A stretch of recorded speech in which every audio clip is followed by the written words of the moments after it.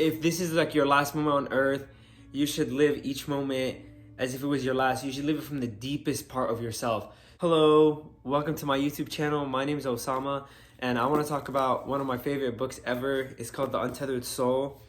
As you can see, I have like 3 copies of this book. Obviously, I love this book. What this book talks about is like contemplating death. Well, not just contemplating death, it talks about how like there's a voice in your head that narrates everything that's going on. Like, let's say you see a car, it's like, oh, that's a red car. Or you see a tree, it's like, oh, that's a tree. Why is it saying that? You already know you see it. Why does it have to narrate everything? And anyway, so this talks about how like sometimes this voice misleads you and it misguides you, and how, let's say hypothetically you were to die tomorrow. A wise person realizes that at any moment they could die, and how you should just take in each moment as much as you can, because you never know when it could be your last. And like the reality is every minute, every second somebody's dying, so the next second it could be you. So you need to like squeeze all the juice out of all the lemon that you're given. Favorite chapter in this book is called Contemplating Death. Let's say like you're with your family. What does your deepest self feel when you're with your family? Like, oh, you want to tell them you love them, how much you appreciate them, you're so grateful for them.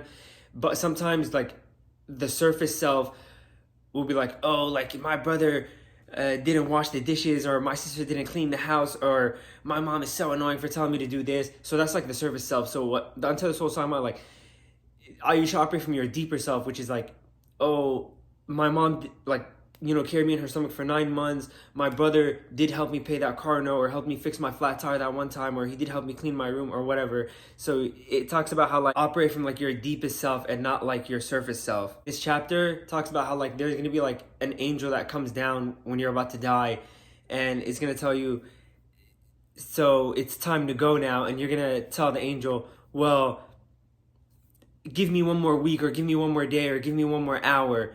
And he's gonna tell you, this past year alone, you've had 52 weeks. What did you do with those 52 weeks? So why do I need to give you another one if you didn't even use those 52 chances? And that's just this past year alone, not including if you've lived on this earth 18 years. That's, you know, like countless days. And now you want another day. So really, it's the problem is not like you need another day. The problem is you're not using the days you do have. Favorite sections in this book talks about how there was a monk, and this monk lived as if there was a spider web that's holding a sword that's above his head, and at any moment that spider web could like fling and the sword could kill him. And he lived his life with the awareness that like at any moment it could be his last.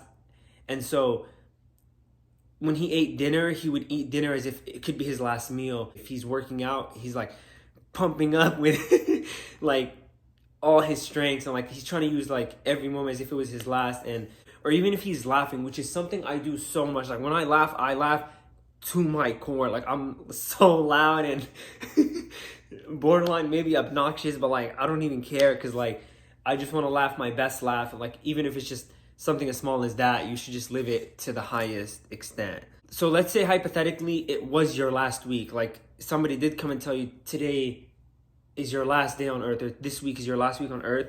Think about how meaningful each moment would be. And so just start living every second of every day like that. The beauty of embracing like the deep truth of this might be your last week is at one point you're gonna be right.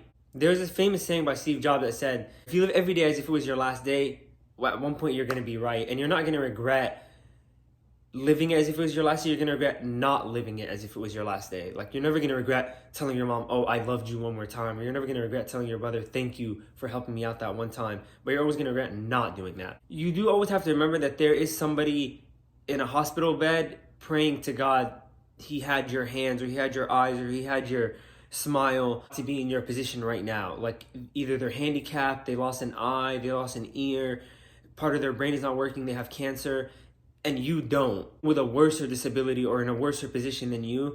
And it just talks about how like if a God put you in this position where you don't have a disability, or you even have a lesser disability than somebody who has a worser one, you should just be grateful and be thankful that for the life you do have, and you should just live it to the fullest. But man, like this is such a good book, and I read so much.